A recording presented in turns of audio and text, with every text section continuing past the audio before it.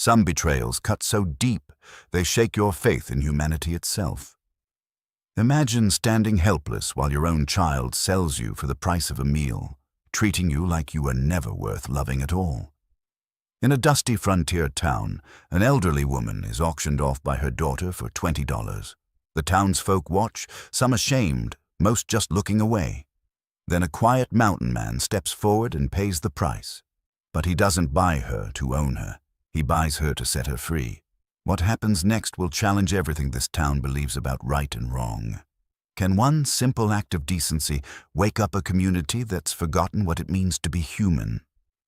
Before we continue, tell us where you're tuning in from, and if this story moves you, subscribe, because tomorrow I've got something special waiting. The mountain peaks still held snow in their highest reaches, even as September wore thin and the aspens below began their slow turn to gold. Gideon Cross had watched that transformation from his camp at Timberline for near 3 months now, living as he preferred, alone, quiet, with only the wind and the elk for company. But supplies run low for any man, no matter how skilled at living off the land. And so he'd packed his mule and descended the long trail towards Cedar Flats, a town he'd visited twice before and found tolerable enough. He was a man of perhaps 58 years, though the mountains had a way of making a fellow look older than his count. His beard grew thick and grayed, his hands were scarred from a lifetime of hard use, and his eyes held that particular stillness that comes to men who have spent more time watching horizons than talking to people. He wore buckskin and wool, practical layers that had seen many seasons, and he carried himself with the quiet confidence of someone who knew exactly what he could do and saw no profit in proving it to others.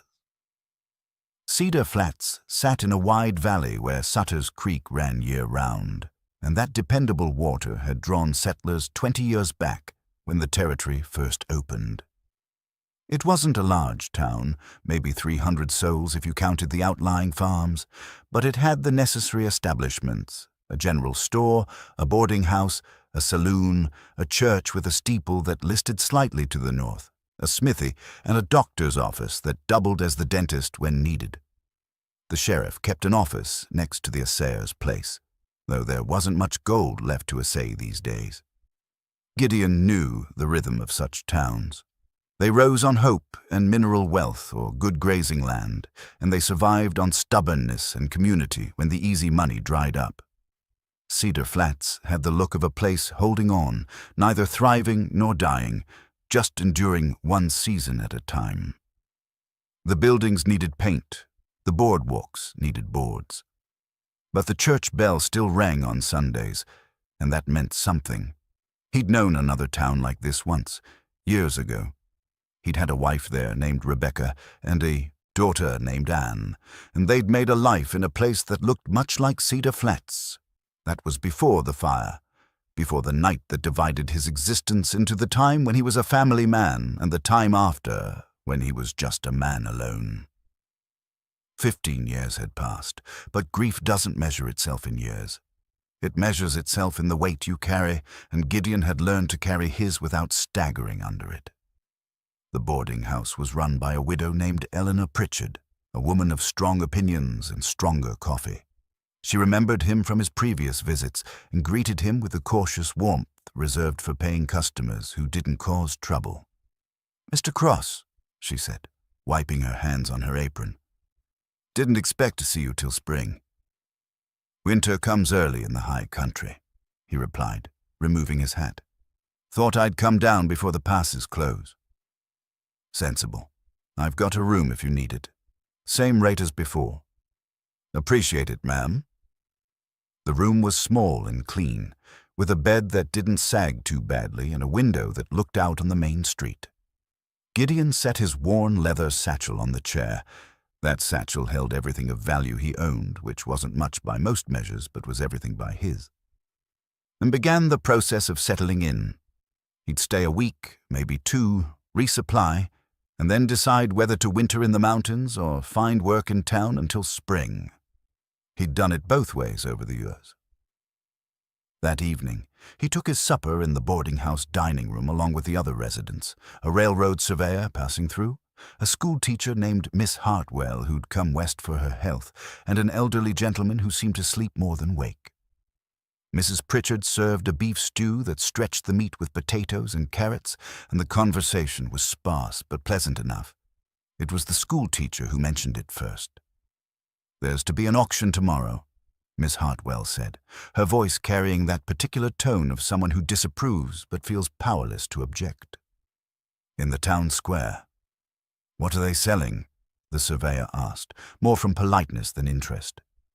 Miss Hartwell hesitated, glancing at Mrs. Pritchard, who kept her eyes on her bowl. "Household goods, I expect. Tools. Some furniture." Another pause. "Other things." The way she said "other things" made Gideon look up from his stew. There was something in her tone that didn't sit right, a kind of shame wrapped in resignation. "It's a hard season," Mrs. Pritchard said quietly. "People do what they must to get through winter." "Some things aren't for selling," Miss Hartwell replied, and then she said no more about it. Gideon didn't press the matter. He'd learned long ago that every town had its customs and its secrets, and a stranger was wise to observe before forming judgments. But something about the exchange stayed with him as he retired to his room that night, something in the way both women had, looked troubled by what they wouldn't quite say aloud. The next morning dawned clear and cold, the kind of day that promised good weather but reminded you that winter was coming regardless. Gideon had business at the general store. He needed ammunition, flour, coffee, and salt, and he went about it with his usual methodical care. The storekeeper, a thin man named Horace Bellamy, filled his order without much conversation, which suited Gideon fine. As he was settling his account, he heard the commotion beginning outside.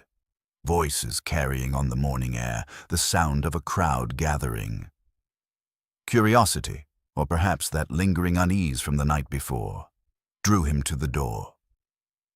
The town square wasn't much to speak of, just a wide spot in the street where wagons could turn around.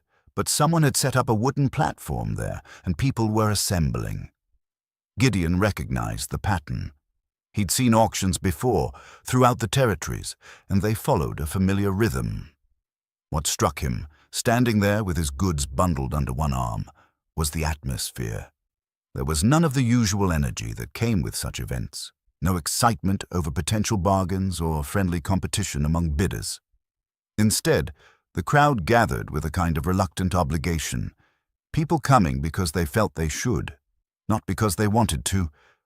On the platform stood a man Gideon didn't recognize, thin and sharp-featured, with the look of someone who'd smile while short-changing you. Next to him was a woman of perhaps 45 years, hard-faced and rigid in her posture, wearing a dress that had once been fine but now showed its age.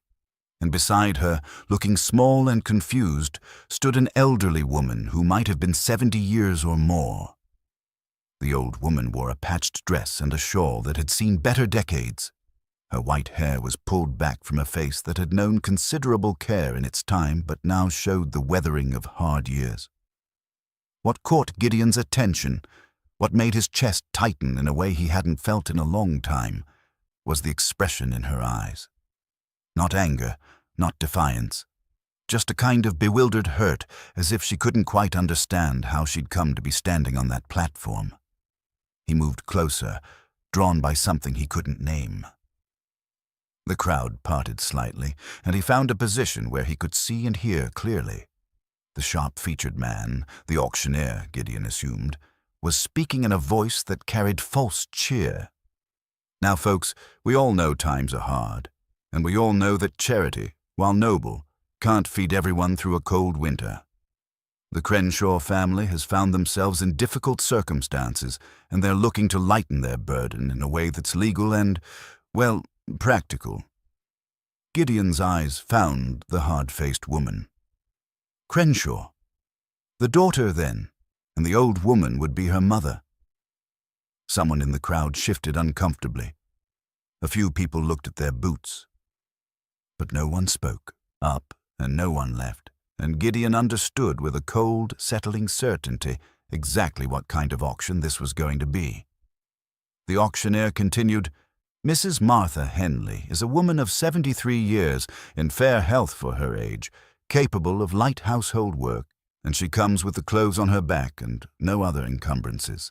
The bidding will start at $10. Gideon felt something break open inside him, some carefully sealed chamber where he'd locked away his capacity for righteous anger. He'd seen terrible things in his life. He'd done some terrible things himself in the war and after.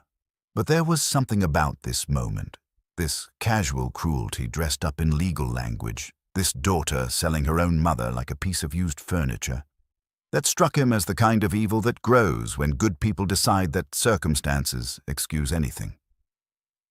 He looked at Martha Henley's face again, saw the tears she was trying not to shed, and he made a decision that would change both their lives in ways he couldn't yet imagine.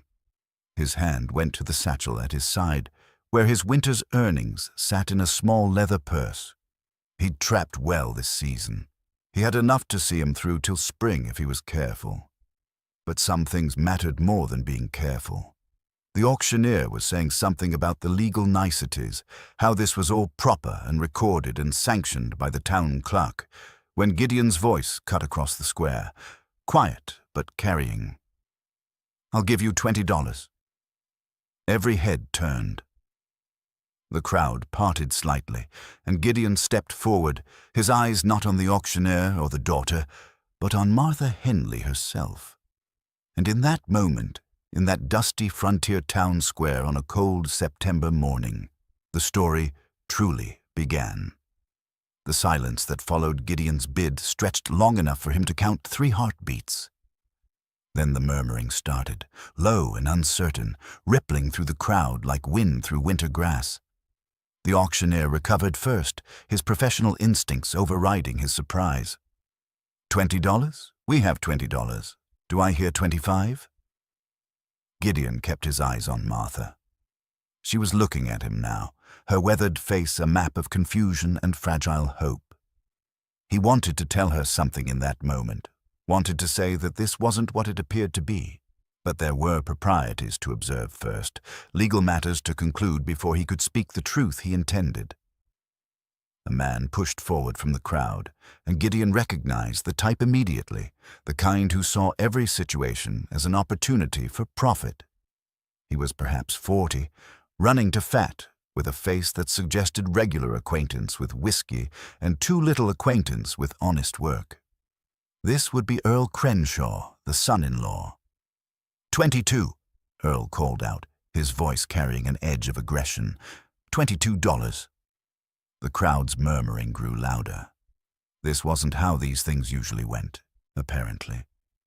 Gideon could see it in their faces. This public bidding over a human being was already shameful enough, but now it was becoming a competition, and that made it somehow worse. 25, Gideon said, his voice level and final. Earl's face reddened. He turned to his wife, the hard-faced woman Gideon now knew to be Violet Crenshaw, and they exchanged heated whispers. Violet's expression was difficult to read. There was anger there, certainly, but something else beneath it. Shame, perhaps, or fear, or both. 30, Earl shouted, and now there was desperation in it. Gideon had carried $43 into town, the sum total of his summer's work. He'd planned to spend perhaps $15 on supplies and save the rest for winter provisions. But as he looked at Martha Henley standing on that platform, her thin shoulders trembling beneath her worn shawl, he understood that some calculations went beyond dollars and cents. 40, he said quietly. The crowd fell silent again. $40 was more than most men in Cedar Flats earned in a month.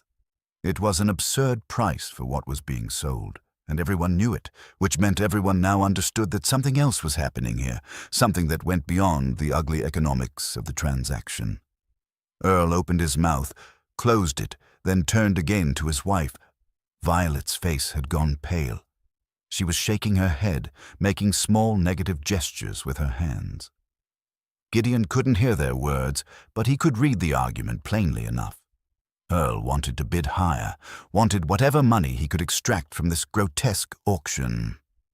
Violet had reached some limit, some point beyond which even she couldn't justify continuing. "Going once," the auctioneer called, though his earlier enthusiasm had drained away. He sounded almost relieved. "Going twice." Earl spat on the ground, a gesture of disgust, and shoved his way back through the crowd. Violet remained where she was, her arms wrapped around herself as if holding something inside that wanted to break free. "Sold," the auctioneer said, "to the gentleman in buckskin for $40. The words hung in the air, official and irrevocable. Gideon reached into his satchel and withdrew his leather purse, counting out the bills and coins with steady hands. The town clerk materialized, a nervous little man with wire spectacles, carrying papers and a pen. "There are documents to sign," the clerk said, not meeting anyone's eyes. "A bill of sale, properly witnessed and recorded." Gideon accepted the pen. He read the paper before signing, forcing himself to see the ugly truth of it written in legal language. One Martha Henley, aged 73 years, transferred from Violet Crenshaw to Gideon Cross for the sum of $40, this being a lawful transaction under territorial statute. He signed his name in a clear, firm hand. The clerk blotted it, then passed the paper to Violet, who signed with shaking fingers. Two townsmen stepped forward to witness, adding their signatures with visible reluctance. The clerk handed Gideon the bill of sale. It was done. Legal. Binding. A piece of paper that said he now owned another human being.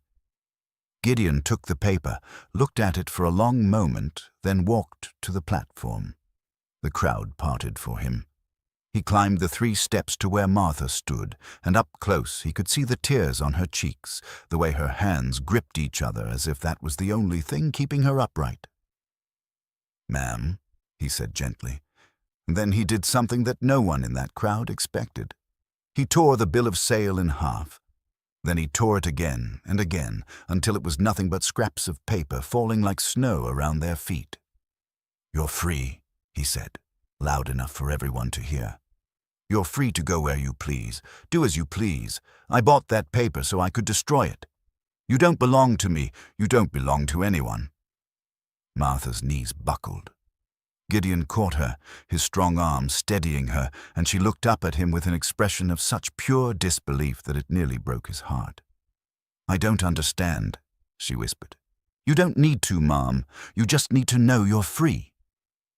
The crowd erupted then, not in cheers, but in a chaos of conflicting reactions.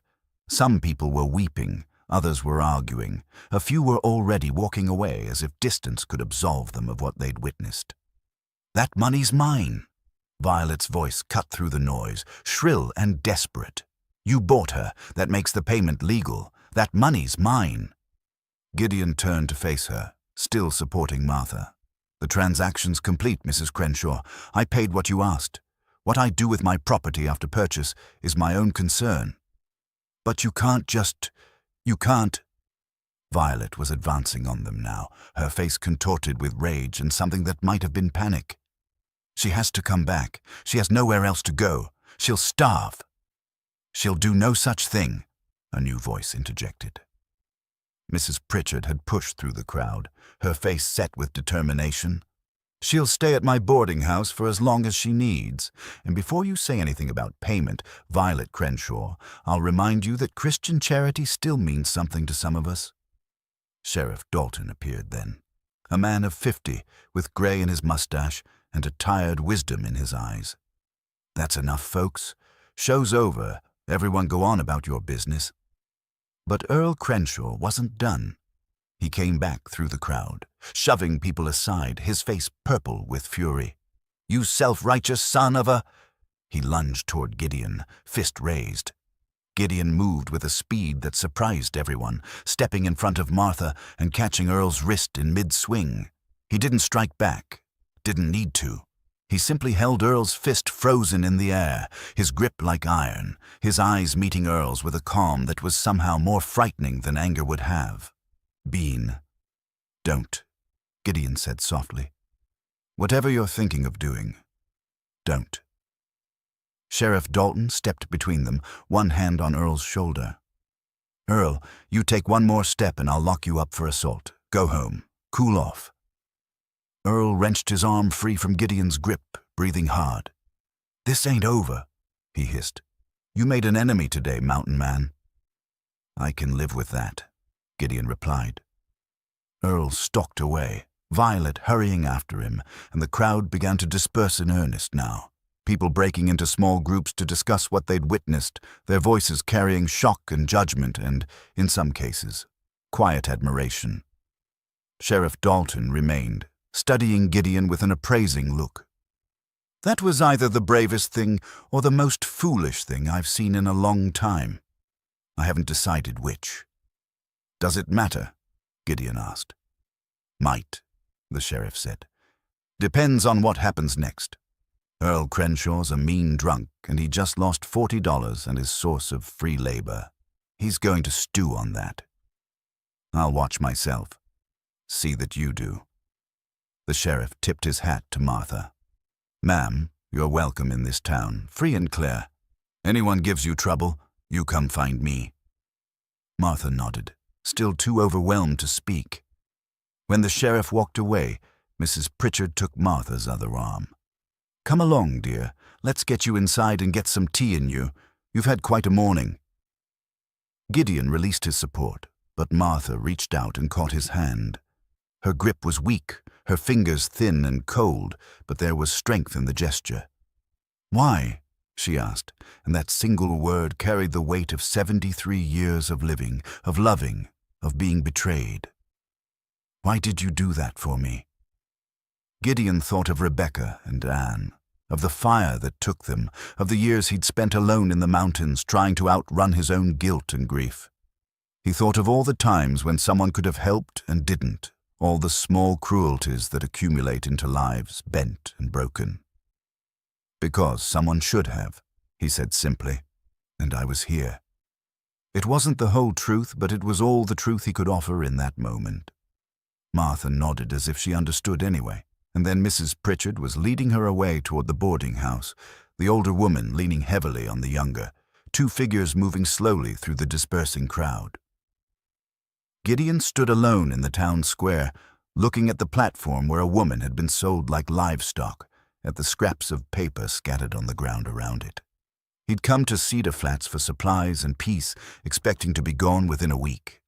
He had a feeling now that he'd be staying considerably longer. A week after the auction, Martha was helping Mrs. Pritchard prepare breakfast when she dropped a plate. It shattered on the kitchen floor, and Martha immediately fell to her knees, her hands shaking as she tried to gather the pieces. "I'm sorry," she gasped, her voice high and thin with panic. "I'm so sorry. I'll pay for it. I'll work extra. Please don't—" Mrs. Pritchard knelt beside her, gently taking the broken pieces from Martha's trembling hands. "Martha, dear, it's just a plate. These things happen. You don't need to apologize like that." But Martha was crying now, years of conditioning impossible to shed in just 7 days. "Earl would have. When I broke things, he would—" "Earl Crenshaw isn't here," Mrs. Pritchard said firmly, pulling Martha to her feet and guiding her to a chair. "And you're not his servant anymore. You're my employee and my friend, and friends don't punish each other over accidents." Gideon, who'd been passing through for his morning coffee, witnessed the exchange. He saw in Martha's reaction the deep scars that abuse leaves, the way fear becomes reflexive, how quickly a person can be reduced to expecting only punishment and pain. Later that morning, as Martha was sweeping the front porch, a young woman approached the boarding house. She was perhaps 30, dressed in widow's black with kind eyes and a cautious manner. "Mrs. Henley?" she asked softly. Martha looked up, uncertain. "Yes. My name is Sarah Brennan. I don't know if you remember me. I used to come to your husband's smithy when I was a girl. My father had his horse shod there." Recognition dawned on Martha's face. "Little Sarah Collins. My, how you've grown." Brennan now was Brennan. "My husband died 2 years ago in a mining accident." Sarah twisted her hands together. I heard what happened at the auction, what Violet did to you. I wanted to come sooner, but I wasn't sure if I'd be welcome." "Of course you're welcome," Martha said, gesturing to the rocking chair Mrs. Pritchard had placed on the porch. "Please sit." Sarah sat, and for a moment she just looked at Martha, her eyes shining with unshed tears. "I'm so sorry," she finally said. "I'm sorry for what happened to you, and I'm sorry I didn't see it sooner, didn't do something to help." "You couldn't have known," Martha said gently. "Violet was careful. She didn't let people see. But we should have looked harder, should have asked more questions." Sarah took a deep breath. "The truth is, Mrs. Henley, I came because I see myself in you. I'm 32 years old. I have no children, no family nearby. I work as a seamstress, but the money's scarce. I look at you and I see what might happen to me in 40 years if I'm not careful, if the world decides I'm not valuable anymore." The honesty in her words created an immediate bond. Martha reached out and took Sarah's hand. "Then we'll be careful together," Martha said. "We'll remind each other that we have value, that we matter, no matter what anyone else says." Their friendship, forged in that moment, would become one of the quiet pillars holding Martha upright in the weeks to come. That afternoon, Gideon was approached by Sheriff Dalton while working at the livery. "Got a minute?" the sheriff asked, leaning against a stall door. Gideon set down his pitchfork. "What can I do for you, Sheriff?" "It's more what I can do for you," Dalton said, "or what I can't do, which amounts to the same thing. I'm going to be straight with you, Cross. Earl Crenshaw's been making noise about getting lawyers involved, claiming the auction wasn't legal, that you somehow defrauded him." "The auction was witnessed and recorded," Gideon pointed out. "I know it, you know it, but Earl's desperate, and desperate men make stupid decisions. I wanted to warn you to watch yourself. He's been drinking heavy and talking big about teaching you a lesson." "I appreciate the warning. There's more," Dalton said, his expression troubled. "The law around here, the territorial statutes that allowed that auction in the first place, they're relics from harder times. Times when people treated other people like commodities. But they're still law, technically speaking. What you did, tearing up that bill of sale, it was noble. But legally, it was questionable. If Earl pushes this, if he gets the right judge, things could get complicated." Gideon met the sheriff's eyes. "Are you asking me to leave town?" "No," Dalton said firmly. "I'm asking you to be prepared for things to get messy. Because what you did at that auction, it made people uncomfortable, made them question things they'd rather not question. Some folks are grateful, others are angry, and Earl's sitting right in the middle of that anger, stirring it up. I don't regret what I did. Didn't figure you did. Just wanted you to know what you're up against." After the sheriff left, Gideon stood in the livery stable thinking about laws and justice, about the gap between what's legal and what's right. He'd spent 15 years avoiding such complications, living alone where the only rules were natural ones. Coming down from the mountains had reminded him why he'd left civilization in the first place, but it had also reminded him that some things were worth fighting for. That evening, Reverend Michaels came to the boarding house asking to speak with Martha. He was a man of 50, with thinning hair and the slightly stooped posture of someone who carried the weight of other people's confessions. Mrs. Pritchard showed him to the parlor, where Martha sat with her mending. Gideon, reading in the corner, stood to leave, but the Reverend gestured for him to stay. "What I have to say concerns you both," Michaels said, taking a seat across from Martha. His hands trembled slightly as he spoke. "Mrs. Henley, I owe you an apology, a profound apology." Martha looked surprised. "Reverend, I don't—" "Please let me speak. I stood in that crowd during the auction. I watched your daughter sell you like property. And I said nothing. I did nothing." His voice broke. "I'm a man of God, or I claim to be, and when I saw injustice happening right in front of me, I kept silent. I told myself it was a family matter, that it wasn't my place to interfere." But those were cowards' excuses. The room fell quiet except for the ticking of the mantel clock. I've wrestled with this every day since. Michaels continued. I've asked God for forgiveness, but I can't forgive myself until I ask you. Can you forgive me for my silence when you needed someone to speak up? Martha was quiet for a long moment, her fingers still on her mending. When she spoke, her voice was steady. Reverend, I spent 8 years in my daughter's house being treated like I was worthless. 8 years of being told in words and actions that my life didn't matter, that I was a burden, an inconvenience, something to be endured and eventually discarded. She looked up at him. In all that time, not once did I expect God to intervene. Because if God was going to help me, he'd have to work through people, and people have their own struggles, their own fears. That doesn't excuse. No, it doesn't excuse, Martha agreed. But I understand it. Fear makes cowards of us all sometimes. What matters is what we do after, whether we stay silent or find our courage. She smiled gently. You're here now. You're speaking up now. Yes, Reverend, I forgive you. Michaels bowed his head, and Gideon saw tears on the older man's cheeks. It was a powerful moment, watching someone receive grace they didn't feel they deserved.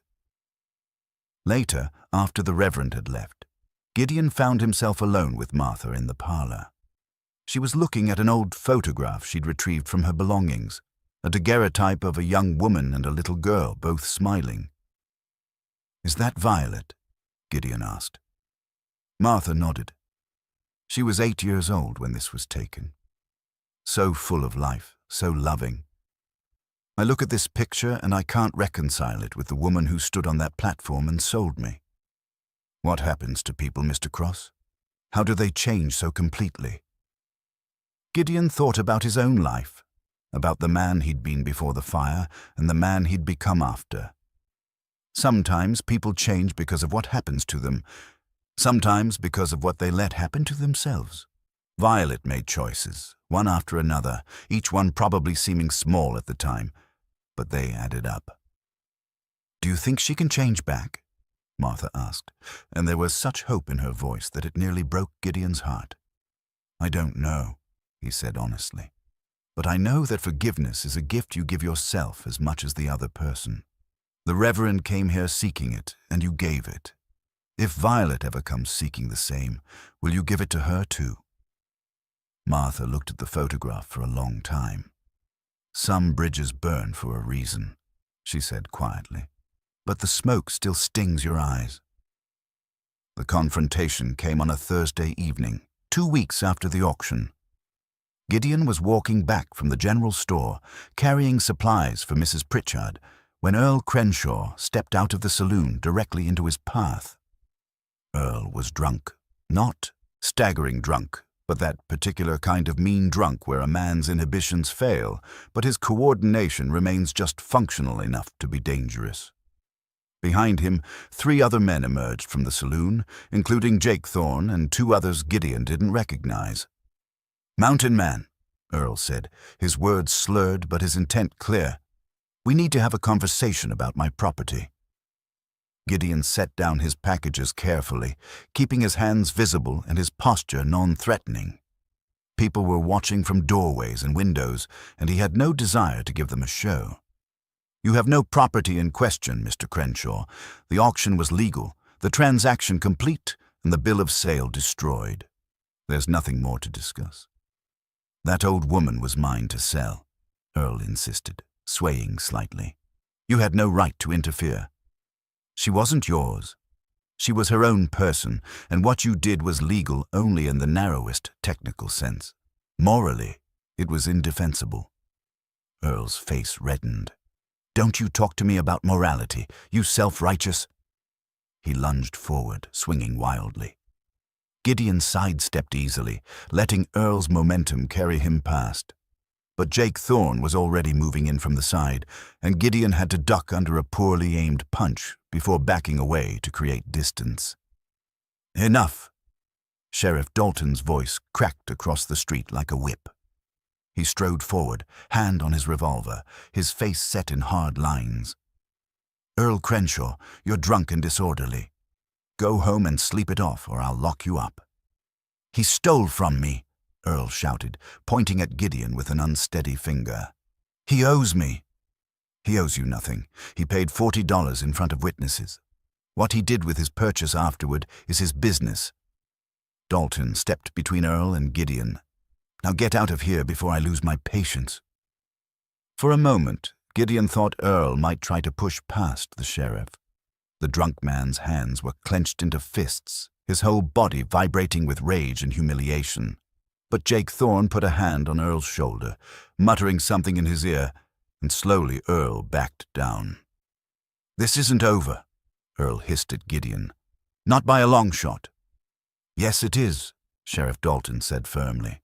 "It's over unless you want to spend the night in a cell. Your choice." Earl spat on the ground and stalked away, his companions following. The watching townspeople slowly dispersed, their conversations buzzing with judgment and speculation. Dalton turned to Gideon. "You all right?" "Fine. Thank you for the intervention. That's twice now I've had to step between you and Earl. I'd prefer not to make it a habit." The sheriff's expression softened slightly. "But I understand why you did what you did. Most of us do, even if we're too afraid to say it out loud." Gideon picked up his packages. Fear of speaking up is what allowed that auction to happen in the first place. "I know it," Dalton said quietly. "And that's something this town is going to have to reckon with, one way or another." When Gideon returned to the boarding house, he found an unexpected visitor waiting in the parlor. Violet Crenshaw sat stiffly in one of Mrs. Pritchett's chairs, her hands folded in her lap, her face pale and drawn. Martha was there too, standing near the doorway with an expression of wary confusion. Mrs. Pritchard hovered nearby, protective and watchful. "Mrs. Crenshaw," Gideon said carefully, "what can I do for you?" Violet's eyes flicked to him, then back to her mother. "I came to speak with my mother, privately, if that's possible." "No," Martha said, her voice steady despite the trembling in her hands. "Anything you have to say, you can say in front of witnesses." The word witnesses hung in the air, heavy with implication. Violet flinched as if struck. "Mother, please, I need to talk to you about what happened, about Earl and the money and—" Her voice broke. "About everything." Martha's expression hardened. "You want to tell me that Earl forced you to sell me, that it was all his idea and you were just going along to keep the peace? Is that the story you've come to tell?" "It's not a story," Violet said, but there was no conviction in her voice. "He did force me. He said we had no choice, that we were going to lose the house, that—" "You had choices," Martha interrupted, and there was steel in her voice now. "You could have asked the church for help. You could have sold your furniture, your clothes. You could have come to me and explained the situation, and together we could have found another way. Instead, you put me on a platform and sold me like livestock." Violet's composure cracked. Tears began to stream down her face. I know what I did was wrong. I've barely slept since it happened. I can't eat. I can't stop seeing the look on your face when you realized what was happening." "Good," Martha said, and the word was like a judgment. "Maybe that means you still have a conscience left somewhere inside you." "I came to ask you to come home," Violet said desperately. "To tell the town you're lying about how we treated you. Earl says if we can make this right, if we can show that you were treated well, then maybe—" "No." The word was absolute, leaving no room for negotiation. "I will not lie for you, Violet. I will not protect you from the consequences of your actions, and I will never set foot in your house again." Violet stood abruptly, her chair scraping against the floor. "You're my mother. How can you be so cruel?" Martha laughed, but there was no humor in it. "I learned from the best." The words struck Violet like a physical blow. She stood there, mouth opening and closing, no response available that could counter that simple, devastating truth. "I want you to leave now," Martha said, And I don't want you to come back unless you're ready to offer a real apology. Not one that asks me to do something for you in return, but one that acknowledges what you did and takes responsibility for it."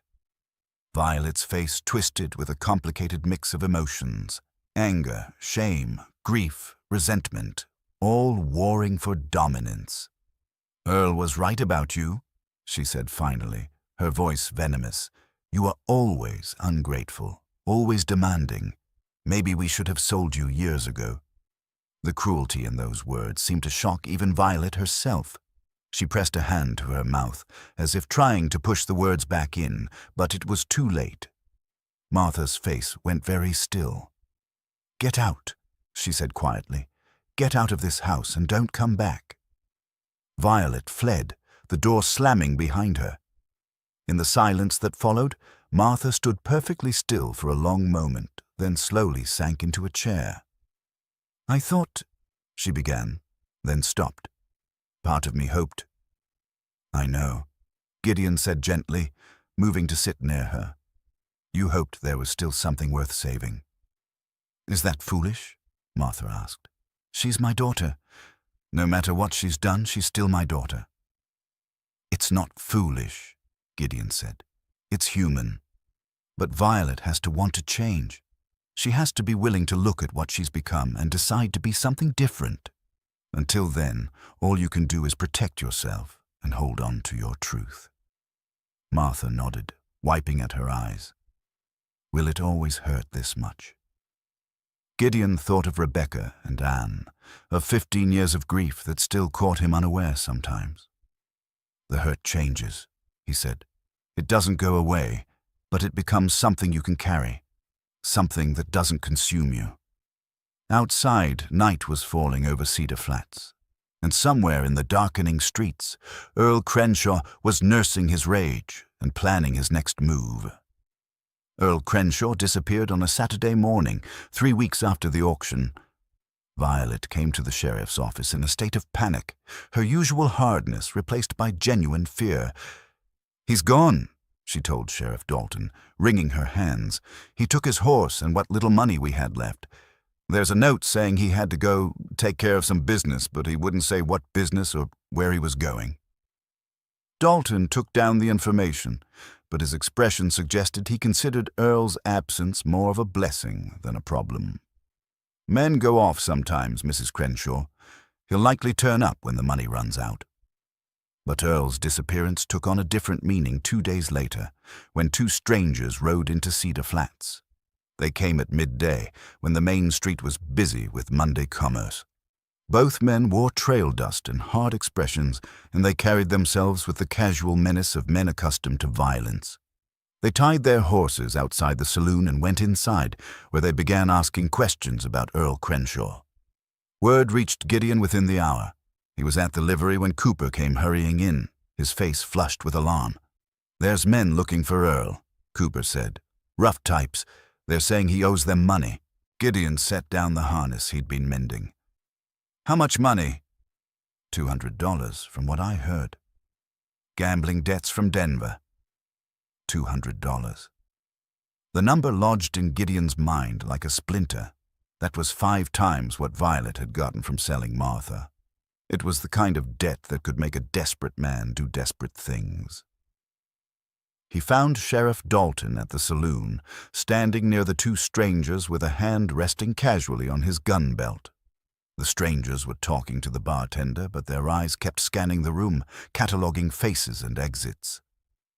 "Sheriff," Gideon said quietly, positioning himself where he could see both men. "What's the situation?" "These gentlemen are looking for Earl Crenshaw," Dalton replied, his tone carefully neutral. "Says he owes them money from a poker game in Denver 3 months back." The taller of the 2 strangers turned to face Gideon. He was perhaps 40, with a scar running from his eye to his jaw and the kind of stillness that suggested controlled violence. "You know where Crenshaw is?" "No," Gideon said truthfully. "But his wife might." "We already talked to her," the second stranger said. He was younger, maybe 30, with cold eyes and a tied-down holster. She claims not to know where he went. We think she's lying. Mrs. Crenshaw is many things, Gideon said carefully.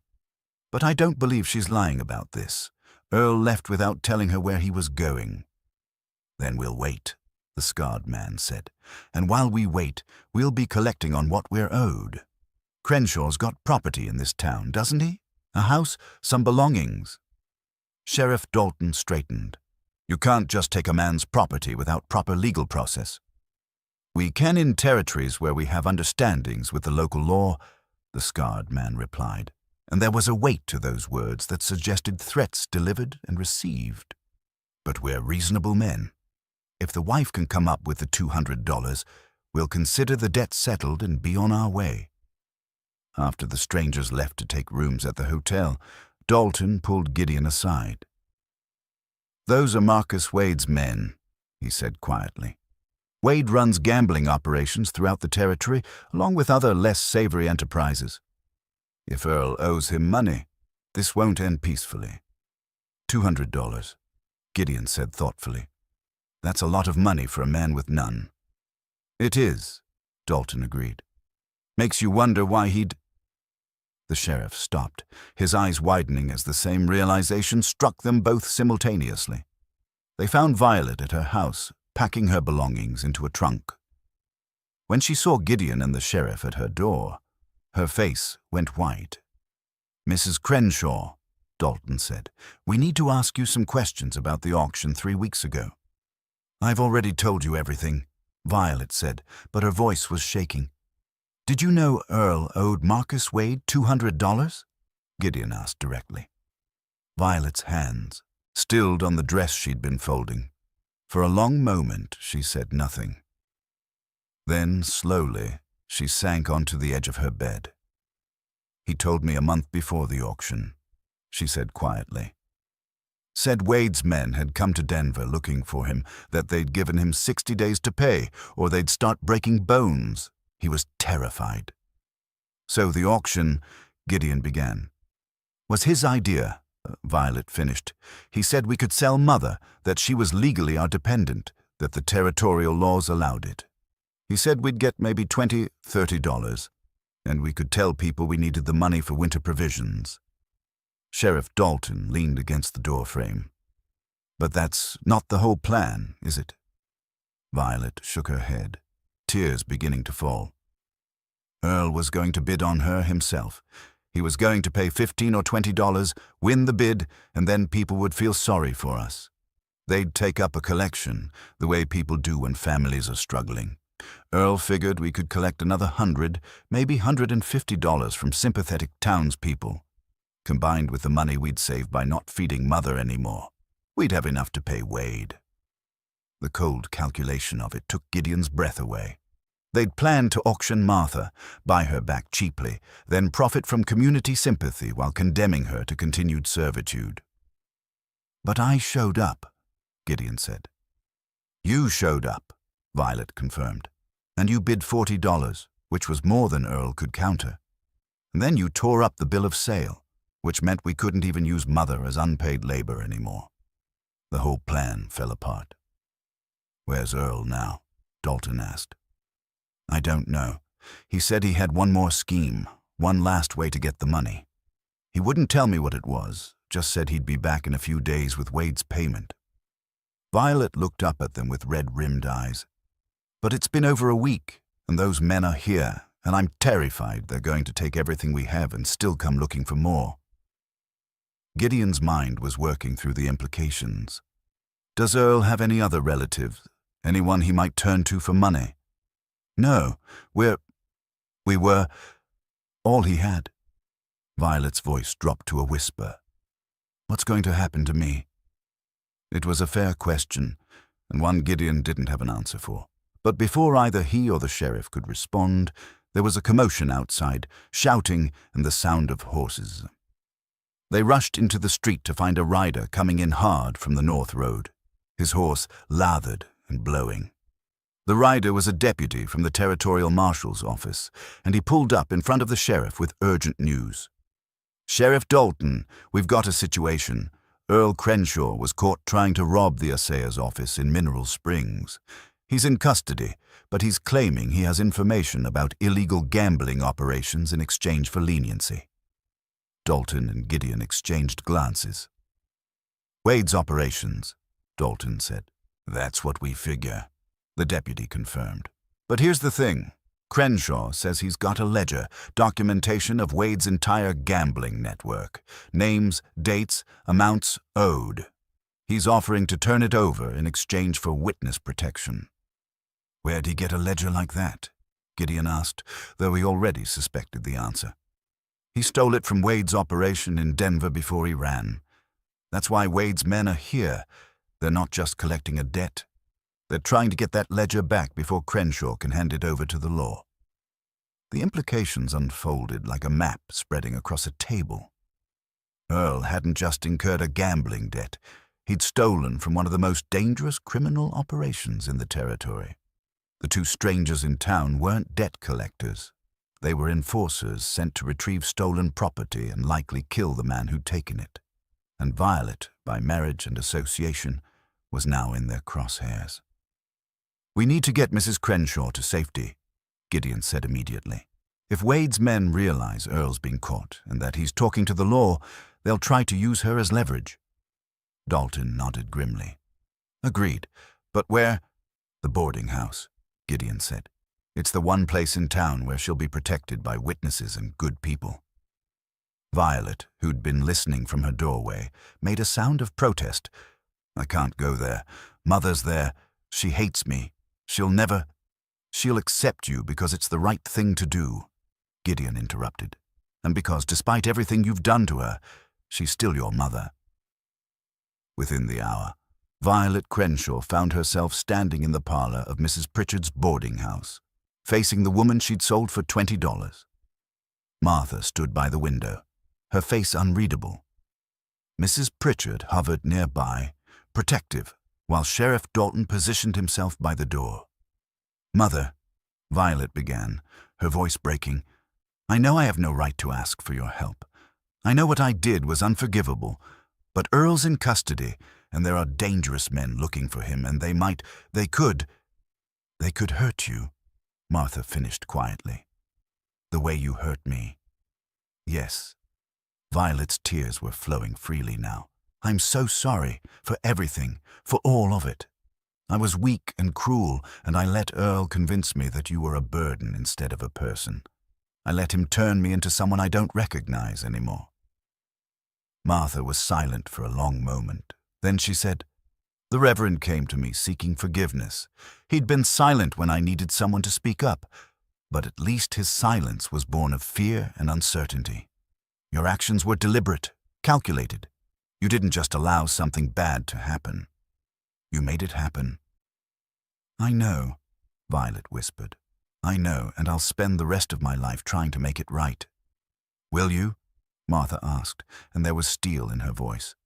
Or will you just spend it trying to survive, the way you've always done, making whatever compromises seem necessary in the moment?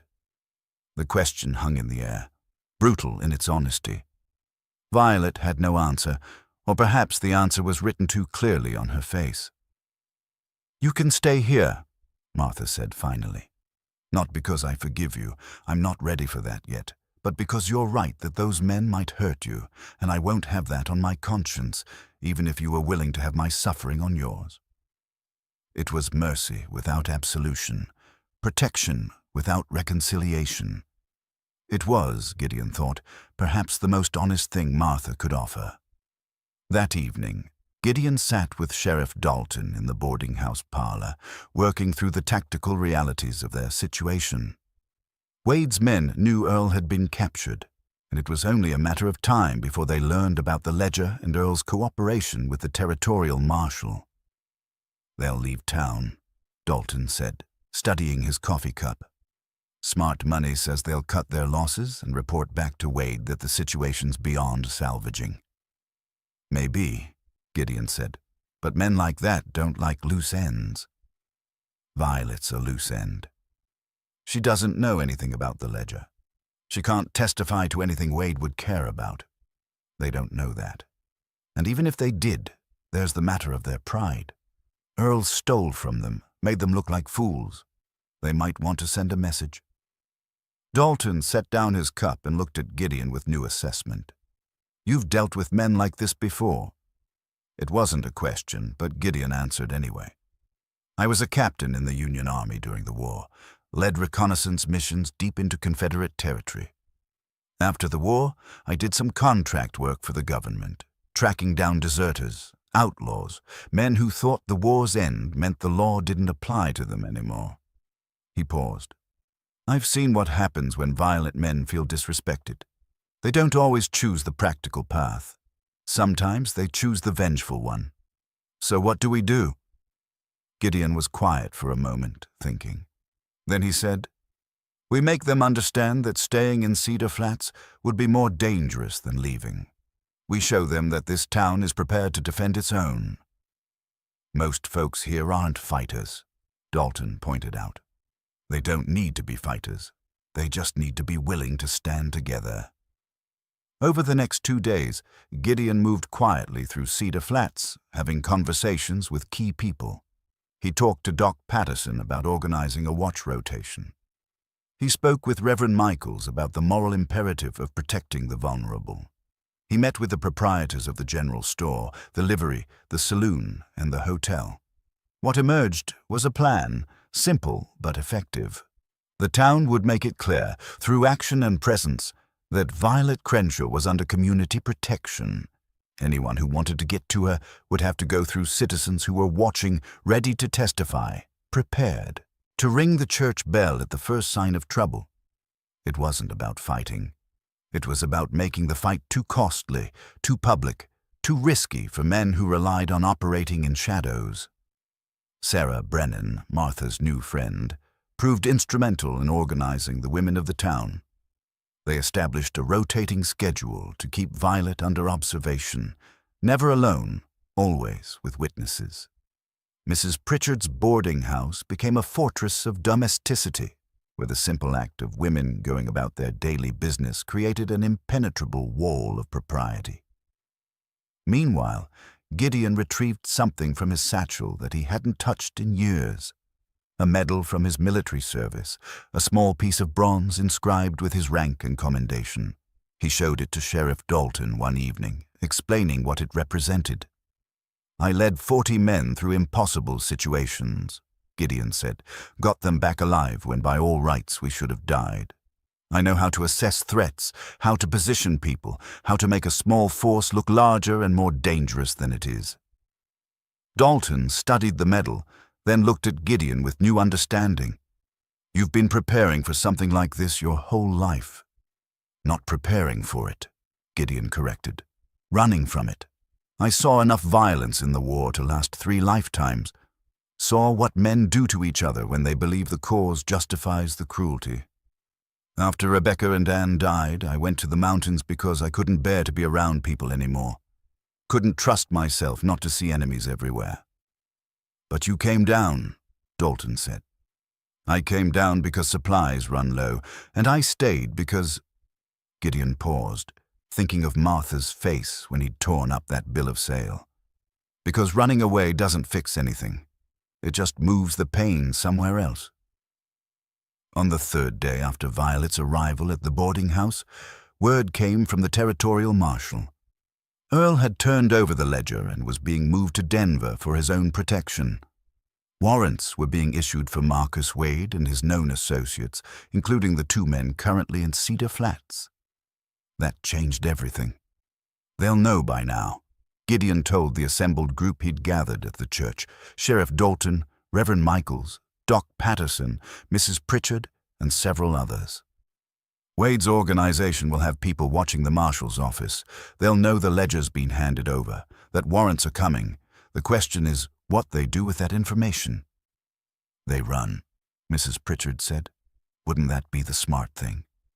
"The smart thing, yes," Gideon agreed.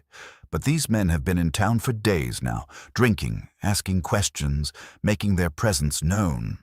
If they leave empty-handed, it's an admission of failure. Wade might see that as weakness." "So they might try something anyway," Dalton said. "One last attempt to salvage their pride."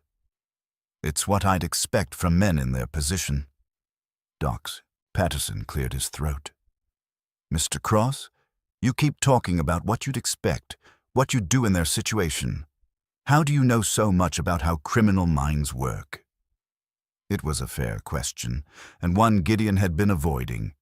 He looked around the room at these people who'd chosen to trust him, to follow his lead in protecting Violet despite their complicated feelings about her. After the war, I spent 5 years tracking men for the government, he said quietly. Deserters who'd become outlaws, Confederate guerrillas who wouldn't accept the war was over, thieves and murderers who hid in the territories where law was scarce. I learned to think like them, to anticipate them. It was good work in some ways, bringing justice to places that had none. But it was also dark work. It required me to become intimate with violence in ways that changed me. He met their eyes, one by one. When Rebecca died, part of me died with her. And when I learned that her family had abandoned her in her time of need, I wanted to track them down, wanted to make them pay for their neglect. That rage, that desire for vengeance, it frightened me. I realized I'd spent so long hunting predators that I'd started thinking like one.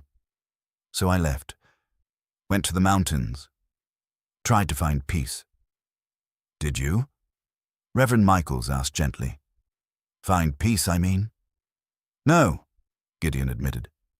Just distance. And distance isn't the same thing. The room fell silent.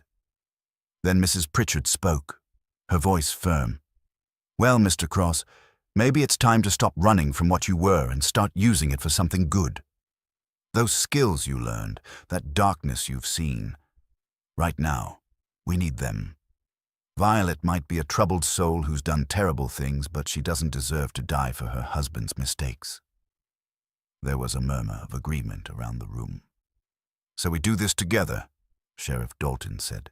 We protect Violet, we watch for Wade's men, and when those warrants arrive, we make the arrests clean and legal. And if they try something before the warrants arrive, Doc Patterson asked.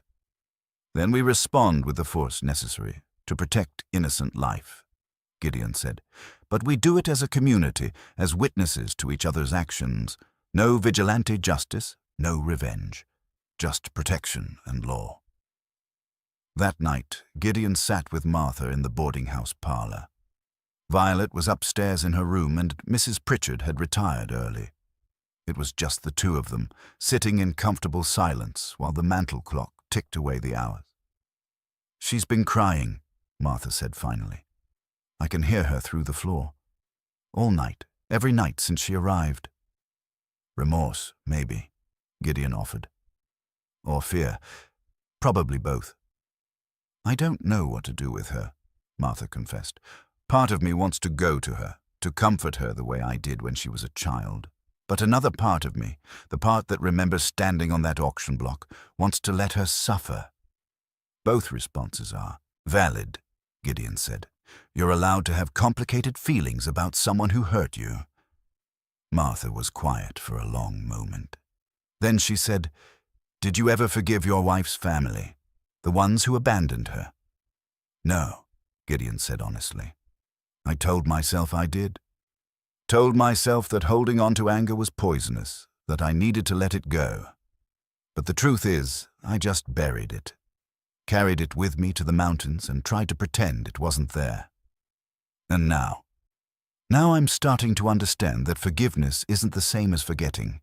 It's not about excusing what someone did or pretending it didn't hurt. It's about choosing not to let their actions define your entire life. Martha nodded slowly.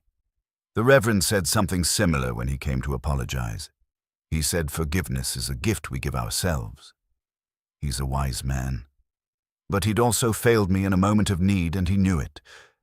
Violet, Martha's voice caught. Violet doesn't seem to understand the full weight of what she did. She's sorry she's in danger, sorry things fell apart. But I don't know if she's truly sorry for selling me, for all those years of cruelty. Maybe she'll get there, Gideon said. Maybe this crisis will force her to look at herself honestly. Or maybe she won't. Either way, that's her journey, not yours. Then what's my journey? Martha asked. Gideon thought about the question, about his own journey from soldier to husband to grieving widower to mountain hermit to whatever he was becoming now. I think your journey is figuring out how to live without bitterness, he said finally. How to be free in every sense, not just legally, but emotionally. How to build a life that isn't defined by what was done to you. Martha reached out and took his hand, her grip surprisingly strong. Thank you, she said softly, for seeing me as a person worth saving when everyone else had decided I wasn't. You were always worth saving, Gideon replied. I just happened to be there when you needed someone to see it. Outside, the night deepened, and somewhere in the darkness, Wade's men were making their decision, leave peacefully or make one final, violent stand. By morning, everyone inside the flats would know which path they'd chosen. The crowd that had gathered to witness the confrontation didn't immediately scatter after the marshal and his prisoners departed. Instead, they remained in the town square, talking in small groups, processing what had just happened. Gideon was preparing to return to the boarding house when Sheriff Dalton called for attention. The lawman climbed onto the same platform where Martha had been auctioned a month earlier, and the symbolism wasn't lost on anyone present. Folks, Dalton began, his voice carrying across the square, we need to talk about what happened here, not just today, but 4 weeks ago. The crowd fell quiet, uncomfortable. Some people looked at their boots, others crossed their arms defensively. We all stood, right here, and watched a woman get sold like property, Dalton continued. The law said it was legal, and maybe technically it was. But every person here knew it was wrong. We knew it, and we said nothing. We did nothing. Reverend Michael stepped forward, his face set with determination. The sheriff's right. I stood in this crowd, a man of God, and I kept my mouth shut. I told myself it wasn't my place to interfere in family matters, but that was cowardice dressed up as prudence. I was here too, Doc Patterson said, his voice rough with emotion. I watched Martha Henley, a woman I'd known for 30 years, stand on that platform, and I didn't speak up, didn't object. I'm ashamed of that silence. One by one, others began speaking. Mrs. Pritchard admitted her initial reluctance to help. Miss Hartwell confessed she'd been afraid of being ostracized if she objected. The owner of the general store acknowledged he'd served the Crenshaws while knowing how they treated Martha. The confession spread through the crowd like a slow wave, each person acknowledging their own failure, their own complicity in allowing cruelty to masquerade as custom. Then Gideon found himself being pulled forward, urged onto the platform by Sheriff Dalton. He stood there feeling exposed and uncomfortable, but the crowd's attention was unwavering. Mr. Cross is a stranger to our town, Dalton said. He had no ties here, no obligations, no reason to care about Martha Henley. But when he saw injustice happening, he acted. He spent every dollar he had to buy her freedom, and then he destroyed the very paper that gave him legal ownership. He showed us what courage looks like when conscience meets cruelty. I didn't do it to shame anyone, Gideon said quickly. I did it because I've seen what happens when good people turn away from suffering. I've lived with the consequences of that turning away, and I couldn't watch it happen again. The crowd was silent, absorbing his words. But what happened today, Gideon continued, the way this whole town came together to protect Violet Crenshaw, that's the real courage. Because Violet wronged you all. She sold her mother in front of you, made you witnesses to her cruelty. You had every reason to let Wade's men take her, but you chose to protect her anyway. You chose mercy over judgment, safety over revenge. That says more about this town than one auction ever could. He paused, looking out at the faces before him. There's a law on the books that says people can be sold as property. It's an old law, a bad law, but it's still law. This town can't change territorial statutes. But you can change local ordinances. You can decide that in Cedar Flats, no person will ever be auctioned again for any reason. Sheriff Dalton nodded. We could pass a town ordinance, make it official, Make it clear that whatever the territorial law allows, Cedar Flats won't allow it. I'll draft the language, Reverend Michaels offered. We can vote on it at the next town meeting. Why wait? Someone called from the crowd. It was Sarah Brennan, Martha's friend. We're all here now. Why not vote on it right here, right now? A murmur of agreement rippled through the assembly. Sheriff Dalton looked to the town clerk, a nervous little man who'd been standing at the edge of the crowd. Is that legal? Dalton asked. An impromptu town vote. The clerk pushed his spectacles up his nose. Well, it's irregular, but the town charter does allow for emergency measures to be voted on with a simple majority of citizens present. I suppose this qualifies. Then let's do it, Dalton said. All in favor of an ordinance prohibiting the sale or auction of any person within Cedar Flats town limits, say aye. The response was overwhelming, a chorus of voices rising together in affirmation. Only a handful abstained, and no one voted against it. The clerk scribbled hastily in his record book, making the vote official. The ordinance passes by acclamation, he announced.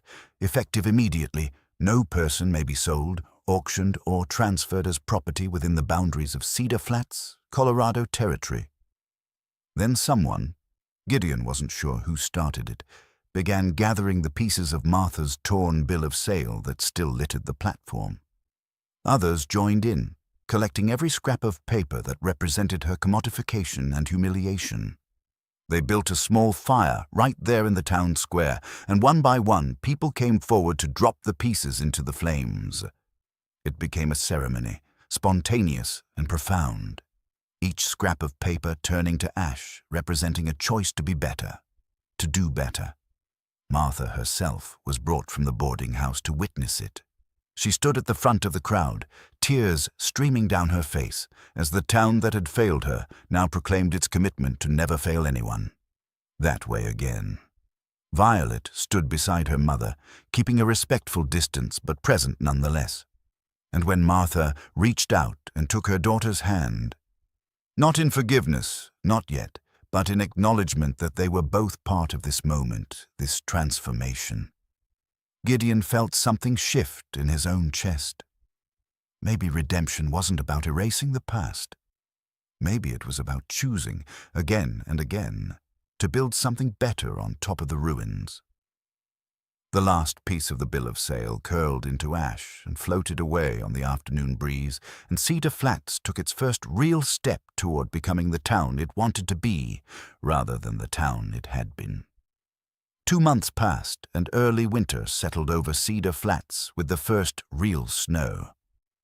The mountains Gideon had called home for so long were now impassable.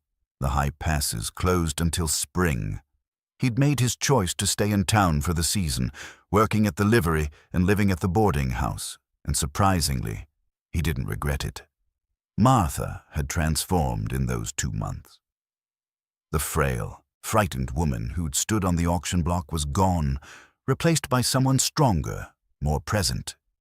She'd gained weight, her cheeks had color, and she moved with a confidence that came from knowing she had value, had purpose, had people who cared whether she lived or died. She'd become indispensable to Mrs. Pritchard's boarding house, not just as help, but as a companion and friend. The two women worked together in an easy partnership, sharing the load and the conversation. Martha had even begun teaching Sarah Brennan to bake, passing on recipes she'd learned from her own mother decades ago. The town had embraced Martha fully, as if her redemption had become their redemption. People greeted her warmly on the street, asked her opinion on matters, invited her to church socials and quilting circles. She belonged in a way she hadn't belonged anywhere since Samuel died. Violet's situation was more complicated. She'd stayed in Cedar Flats after Earl was relocated, living in a small rented room above the general store and working as a laundress. The work was hard and the pay modest, but it was honest labor, and she approached it with a diligence that suggested genuine attempt at reformation. She and Martha met once a week on Sunday afternoons, sitting together in the boarding house parlor. They didn't speak much during those visits. Sometimes Martha would do her mending while Violet read aloud from the newspaper. Sometimes they just sat in silence, two women trying to figure out how to be mother and daughter again after so much damage. It wasn't forgiveness yet, but it was something. A beginning, perhaps, or at least a willingness to leave the door open to the possibility of healing. On a cold December afternoon, as Gideon was preparing to head to the livery, Martha stopped him in the boarding house hallway. In her hands, she held a carefully wrapped package. "I made this for you," she said, pressing it into his hands. "For Christmas, and for everything." Gideon unwrapped it to find a shirt, hand-sewn from good wool fabric, with careful stitching and attention to detail that spoke of hours of work. The fit would be perfect.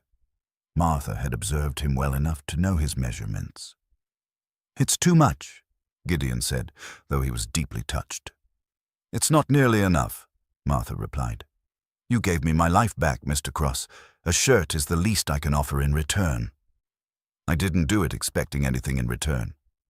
"I know. That's why I wanted to give you something." Martha smiled, and it was a smile of genuine warmth, free of the shadow of pain that had haunted her for so long. "You're a good man, Gideon Cross. Don't spend the rest of your life hiding that light in the mountains." The words stayed with him as he walked through the snowy streets to the livery. Sheriff Dalton was there, waiting for him, and the lawman's expression suggested this wasn't a social call. "Got something for you," Dalton said, holding out a badge. "Town council met last night. They want to offer you the position of deputy sheriff. Pays not much, but it comes with a house. Small place on the edge of town. Needs some work, but it's solid." Gideon stared at the badge, surprised. "I'm not a lawman." "You were a captain in the army. You've done contract work for the government tracking outlaws, and you organize this town's defense better than anyone I've seen. You're more of a lawman than most men who wear the badge." Dalton's expression softened. "Besides, I'm getting old, Gideon. I need help, and this town needs someone who'll stand up when standing up is required." "I'll need to think about it," Gideon said. "Fair enough. But don't think too long. Winter's here, and come spring, I suspect you'll be itching to get back to those mountains. If you're going to stay, best to make the decision before the wandering urge takes you again." That evening, Gideon sat in his room looking at the badge Dalton had left with him. Through his window, he could see the town square where Martha had been auctioned, where he'd torn up that bill of sale, where the town had gathered to burn the scraps and pass a new ordinance. He thought about Rebecca and Anne, about 15 years of grief and isolation. He thought about Martha's smile, Sarah Brennan's kindness, Mrs. Pritchard's fierce loyalty. He thought about how helping one person had somehow helped him more than he'd expected. Maybe it was time to stop running.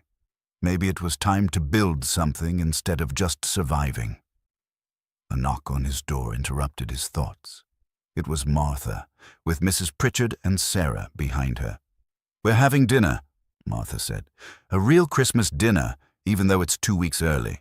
We wanted to make sure you'd join us." Gideon looked at these 3 women who'd become something like family, something like home. He thought about the badge in his pocket and the mountains in the distance and the choice that stood before him. "I'd be honored," he said. They went downstairs together, to a table set with care, to a meal prepared with love, to an evening of conversation and laughter and the simple pleasure of belonging. And as Gideon sat there, listening to Martha tell a story about her late husband's forge, watching her animated and alive and free, he understood that he'd saved more than just her life at that auction. He'd saved his own. Outside, snow continued to fall on Cedar Flats, covering the town in white, making everything look clean and new. In the town square, in the place where an old woman had once stood waiting to be sold, a new rocking chair now sat on the boarding house porch, a gift from the townspeople to Martha, a symbol of her honored place in the community. It would sit there through the winter and into the spring, through summers and falls to come. a quiet reminder that every person has value, that dignity matters, that one act of unexpected kindness can change not just a life, but an entire town's understanding of what it means to be human. And in the mountains beyond, where Gideon had spent so many years alone with his grief, the wind blew through empty camps and abandoned trails, searching for a man who was no longer running, who had finally found a reason to stay.